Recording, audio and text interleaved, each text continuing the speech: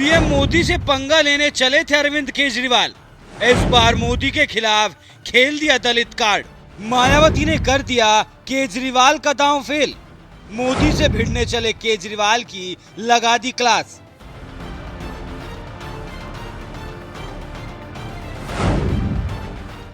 देश के प्रधानमंत्री नरेंद्र मोदी का विरोध करना विपक्ष के लिए कोई नई बात नहीं है। ऐसे तमाम मुद्दे हैं जब कांग्रेस, सपा, टीएमसी जैसी विपक्षी पार्टियों ने मोदी सरकार की नाक में दम कर दिया और सड़क से लेकर संसद तक विरोध किया गया, क्योंकि विपक्ष का काम ही यही है। लेकिन हैरानी तो इस बात की है कि विपक्ष को देखकर लगता है कि अब वो विरोध करने के लिए विरोध की राजनीति कर रहा है। इसलिए कांग्रेस समेत 20 विपक्षी पार्टियों ने अब लोकतंत्र के मंदिर नए संसद भवन के उद्घाटन समारोह का बहिष्कार कर दिया है। दिल्ली के मुखिया अरविंद केजरीवाल तो इस स्तर पर उतर आए कि SC/ST का मुद्दा उठाकर राजनीति करने लगे, जिस पर बीएसपी सुप्रीमो मायावती ने भी मुंह तोड़ जवाब दिया है।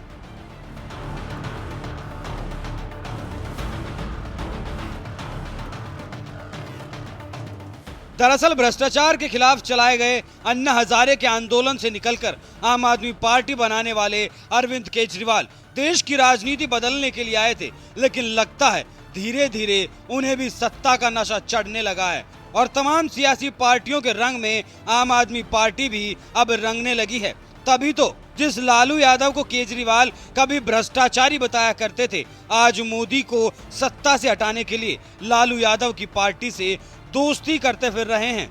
तो वहीं अब नई संसद के उद्घाटन को लेकर मचे विवाद पर भी केजरीवाल विपक्षी पार्टियों के पाले में चले गए हैं और कांग्रेस, टीएमसी समेत तमाम विपक्षी पार्टियों की तरह सीएम केजरीवाल भी संसद भवन के उद्घाटन के बहिष्कार का भोंपू बजाने लगे, क्योंकि नई संसद का उद्घाटन पीएम मोदी करने वाले हैं। बस यही बात सीएम केजरीवाल को रास नहीं आई, इसीलिए उन्होंने अब जाति का सियासी खेल खेलना शुरू कर दिया और एक ट्वीट में उन्होंने लिखा, प्रभु श्री राम मंदिर के शिलान्यास पर मोदी जी ने तत्कालीन राष्ट्रपति श्री रामनाथ कोविंद जी को नहीं बुलाया। नए संसद भवन के शिलान्यास पर भी मोदी जी ने श्री रामनाथ कोविंद को नहीं बुलाया। अब नए संसद भवन के उद्घाटन पर भी मौजूदा राष्ट्रपति श्रीमती द्रौपदी मुर्मू के हाथों से नहीं करवा रहे।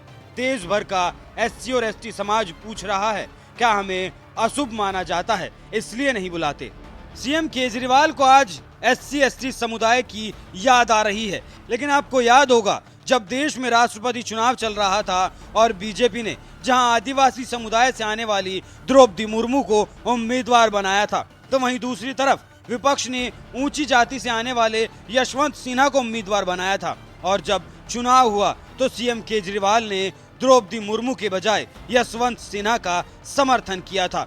यानी उस वक्त उन्हें दलित और आदिवासी याद नहीं आए, और आज जब संसद भवन के उद्घाटन का मौका आया तो दलितों के मुद्दे पर राजनीति कर रहे हैं। ऐसे नेताओं को दलित नेता कही जाने वाली बीएसपी सुप्रीमो मायावती ने मुंह तोड़ जवाब दिया है। उन्होंने एक ट्वीट में लिखा, केंद्र में पहले चाहे कांग्रेस पार्टी की सरकार रही हो या अब वर्तमान में बीजेपी की, बीएसपी ने देश और जनहित निहितों पर हमेशा दलगत राजनीति से ऊपर उठकर उनका समर्थन किया है और 28 मई को संसद के नए भवन के उद्घाटन को भी पार्टी इसी संदर्भ में देखते हुए इसका स्वागत करती है। राष्ट्रपति द्रौपदी मुर्मू जी द्वारा नए संसद का उद्घाटन नहीं कराए जाने को लेकर बहिष्कार अनुचित है। सरकार ने इसको बनाया है, इसलिए इसका उद्घाटन का उसे हक है। इसको आदिवासी महिला सम्मान से जोड़ना भी अनुचित है। ये उन्हें निर्विरोध न चुनकर उनके विरुद्ध उम्मीदवार खड़ा करते वक्त सोचना चाहिए था।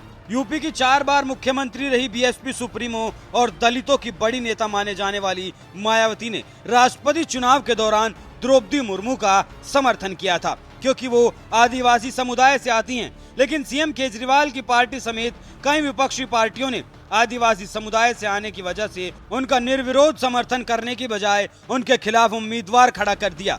आज जितने भी विपक्षी दल हैं जो राष्ट्रपति मुर्मू से संसद भवन का उद्घाटन नहीं कराए जाने को लेकर इसे आदिवासी और दलित समुदाय के अपमान से जोड़ रहे हैं, उन्हें राष्ट्रपति चुनाव के दौरान ये बात याद नहीं आई थी। इस बात से आप समझ सकते हैं कि विपक्ष समेत सीएम केजरीवाल भी संसद भवन के उद्घाटन के मुद्दे पर किस तरह से जाति की राजनीति खेल रहे हैं।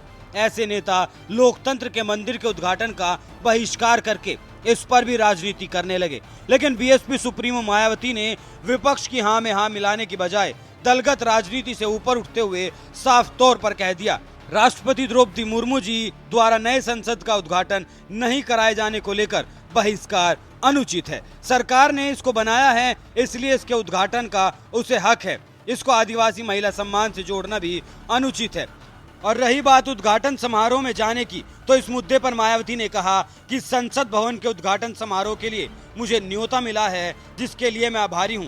लेकिन पार्टी की लगातार जारी समीक्षा बैठकों की वजह से वो समारोह में शामिल नहीं हो पाएंगी। बहरहाल दलित समुदाय की सबसे बड़ी नेता माने जाने वाली मायावती ने दलितों के मुद्दे पर राजनीति कर रहे केजरीवाल को जिस तरह से मुंह तोड़ जवाब दिया है, इस पर आपका क्या कहना है? अपनी राय हमें कमेंट कर जरूर बताएं।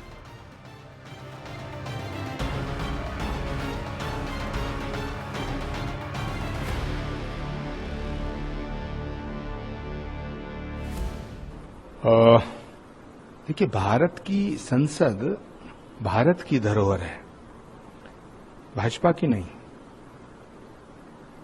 देश की संसद का उद्घाटन देश का प्रधानमंत्री नहीं करेगा तो और कौन करेगा? हिंदुस्तान की संसद का उद्घाटन हिंदुस्तान का प्रधानमंत्री नहीं करेगा तो क्या पाकिस्तान का प्रधानमंत्री करेगा?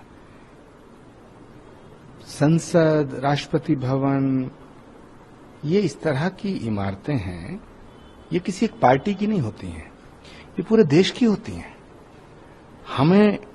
हम प्रधानमंत्री की नीतियों का विरोध करें, हमें करना चाहिए, हम करेंगे, हम सड़क पे करेंगे, हर जगह करेंगे।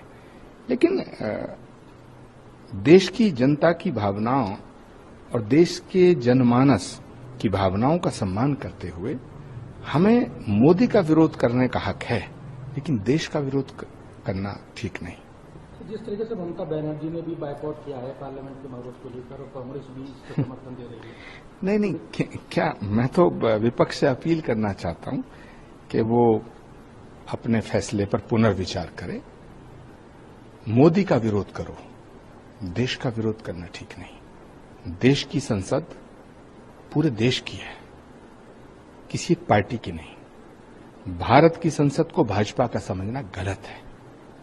इसीलिए मेरा निवेदन है कि तमाम विपक्ष ओवैसी के रास्ते पर ना चले।